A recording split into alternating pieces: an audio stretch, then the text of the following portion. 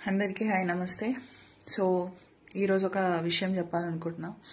ఏదైతే నేను లైఫ్లో చాలా ఎక్స్పీరియన్స్ చేసానో, ఒకప్పుడు ఎవరమైనా వేలు ఖర్చు చేసి ఉంటాం, లక్షలు ఖర్చు చేసి ఉంటాం. కానీ ఒకానొక స్టేజ్ వచ్చినాక మనము అదే 100 రూపాయలు లేకపోతే అవే 500 కానీ ఖర్చు చేయాలన్నా భయం, లేకపోతే అది 100 రూపీస్ వేరేని అడగాల్సిన స్టేజ్ వచ్చేస్తుంది.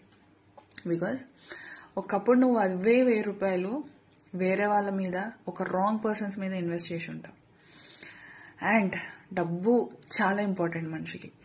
బెల్లం ఉన్నప్పుడే ఈగలు, బెల్లం లేకపోతే ఏ ఈగ కూడా దగ్గరికి రావు.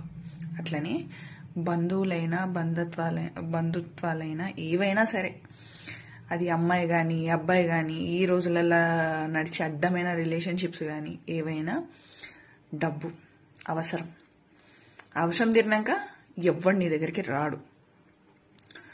సో ఇవి పాత రోజులు కావు బ్రో. ఒకప్పుడు అంటే మన వాళ్ళని ఎవరైనా హెల్ప్ చేస్తారు. ఇప్పుడు డబ్బు లేకపోతే, ఒకప్పుడు నీ దగ్గర చాలా ఉండొచ్చు, నువ్వు వాళ్ళకి చాలా హెల్ప్ చేసి ఉండొచ్చు. అదే హెల్ప్లో ఒక 1% నీకు అవసరం ఉన్నప్పుడు నువ్వు అడిగితే ఎవ్వడు ఇవ్వడు. అండ్ ఇంకొక మంచి విషయం ఏంటంటే, సొంత వాళ్ళు కూడా పరాయి వాళ్ళు అయిపోతారు అంతే.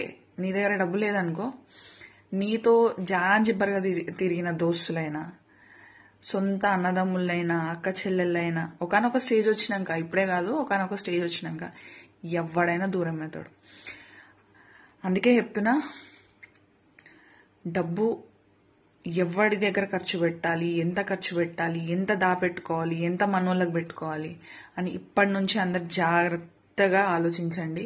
ఎందుకంటే పాతకాలంలో ఉన్న అనుబంధాలు ఇప్పుడు లేవు. So be careful.